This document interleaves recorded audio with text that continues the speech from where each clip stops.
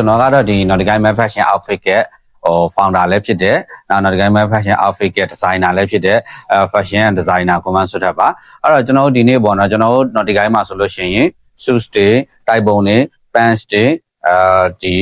shirt တွေပေါ့နော်အားလုံးကိုယောက်ျားလေးဝတ်တွေကိုတနေရာထဲမှာရရှိနိုင်တယ်ဆိုတော့အားလုံးလည်းသိပြီးသားဖြစ်ကြမှာပေါ့နော်အဲ့တော့ကျွန်တော်ဒီနေ့ suit အကြောင်းကိုပဲကျွန်တော်တို့နည်းနည်းလောက်ပြောမယ်ပေါ့နော်တော့ဒီ suits တွေမှာဆိုလို့ရှိရင်ဒါပထမအဆုံး suits ကိုတစ်ခါမှမဝတ်ဘူးဒါမှမဟုတ်ဝတ်တော့ဝတ်တယ်ဒီလိုပဲကောက်ဝတ်လိုက်တာပေါ့နော်အဲ့လိုမျိုးလူတွေအတွက်ကျွန်တော်တို့ဒီနေ့ဒီ content လေးကိုဖန်တီးပြတာဖြစ်ပါတယ်အဲ့တော့ကျွန်တော်တို့က suits တွေကိုဘယ်လိုမျိုးရွေးချယ်မလဲဆိုတော့ suits တွေမှာဆိုပထမအဆုံးပုံစံပေါ့နော်ပုံစံနဲ့အရင်ရွေးရတယ်ပေါ့ပုံစံဆိုလို့ရှိရင်ကျွန်တော်ဘယ်လိုပုံစံဝတ်မှာလဲကျွန်တော် suits မှာဆိုလို့ရှိရင်ဒီ label လေးတွေကပုံစံပဲပေါ့နော်ပြောင်းသွားတယ်ကျွန်တော်ဒီမှာဆိုလို့ရှိရင်ဒါကကျွန်တော် not label ခေါ်တာပေါ့နော်ဒီ label ဆိုလို့ရှိရင်ကျွန်တော်တို့ကဒါလူ100မှာ90လောက် suits ဝတ်တဲ့လူ100မှာ90လောက်ကတော့ဒီဟာကိုပဲဝတ်ကြတယ်ပေါ့နော်ဒါဒီ suits မှာလုံးဝအရိုးရှင်းဆုံးနဲ့အဝတ်အများဆုံး level ဖြစ်တယ်ဒီကောင်ဒီရိုးရှင်းနဲ့နောက်ပြီးတော့ suits ဆိုတာနဲ့ဒီကောင်တန်းမြင်နဲ့လုံးဝပေါ့နော်ဒီရိုးရှင်းရှင်းနဲ့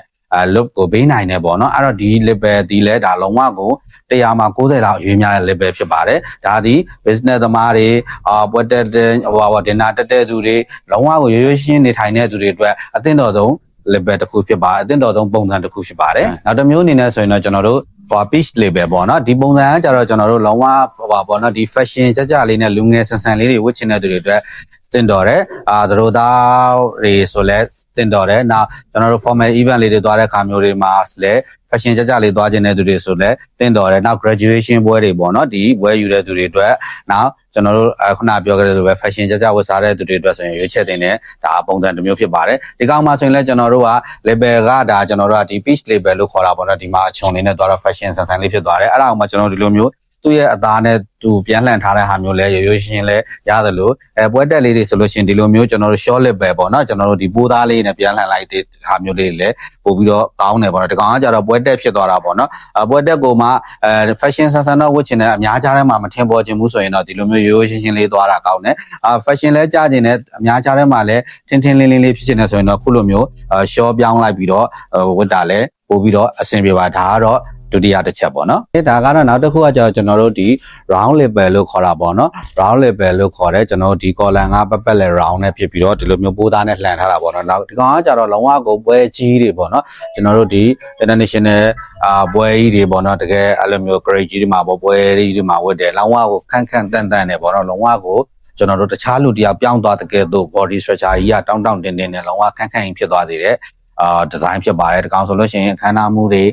ပွဲမှာဆိုလို့ရှိရင်ဒီကသူတို့သားအဖေတွေသူတို့သားကိုယ်တိုင်နေအဲ့လိုမျိုးတွေပေါ့နော်ဒီပွဲမှာသူဒီအရေးပါရရောက်တဲ့ပုံကိုယ်တူဆိုတဲ့ signature ကိုရစေတဲ့ look ဖြစ်ပါတယ်ဒီကောင်ကတော့ကျွန်တော်တို့ရိုးရိုးရင်စီရှိသလိုဒီကောင်ဒီလိုတပယ်ရင်ပုံလည်းရှိပါတယ်ရင်ပုံဆိုရင်တော့ပို့ပြီးတော့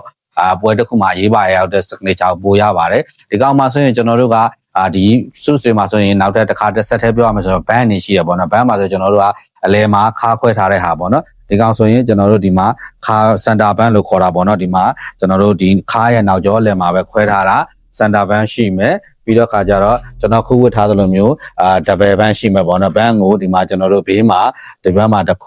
နောက်ဘက်မှာတစ်ခုညာဘက်မှာတစ်ခုဒီလိုခွဲထားတယ်နောက်အဲ့ဒါကြတော့ပို့ပြီးတော့တတောင်းတတာဖြစ်တယ်ပေါ့နော်ပို့ပြီးတော့တတောင်းတတာဖြစ်တယ်ပို့ပြီးတော့ဒီလိုမျိုးကျွန်တော်တို့ကdouble ဖြစ်သွားတယ်ပို့ပြီးတော့ထုတ်သွားတဲ့ဟာမှာဒီကောင်လေးကကျွန်တော်တို့ကိုအသက်ရှူချောင်ပြီးတော့ဒီဇိုင်းလေးပို့ပြီးတော့တက်တာဖြစ်အောင်လုပ်ပေးတာဖြစ်ပါတယ်ဒီနေ့ကတော့ကျွန်တော်တို့ကတော့ suit ကဒါပုံစံ3မျိုးပေါ့နော်ပုံစံ3မျိုးကိုကျွန်တော်တို့က3မျိုးအကြောင်းကိုပြောပြတာဖြစ်ပါတယ်suit ကိုပထမဆုံးစတင်ဝတ်ဖို့ရွေးချယ်မယ်ဆိုလို့ရှိရင်ဒီလိုမျိုးပုံစံ3မျိုးကိုအရင်ရွေးချယ်ရပါတယ်နောက်ရက်ဒီမှာကြာလို့ရှိရင်ကျွန်တော်တို့ fabric တွေဘယ်လိုရွေးမလဲနောက်ကျွန်တော်ခုနပြော band တွေကိုဘယ်လိုမျိုးရွေးမလဲနောက်ဒီ label တွေကိုဘယ်လိုမျိုးလေးတွေအပြောင်းလဲလေးလို့ရလဲဘယ်လို design လေးဆိုဘယ်နေရာမှာဝတ်မလဲဆိုတာလေးကိုကျွန်တော်နောက်ရက်မှာလည်းထပ်ပြီးတော့ပြောပြပေးတော့ပါအောင်မယ်အားလုံးကိုကျေးဇူးအများကြီးတင်ပါတယ်ခင်ဗျာ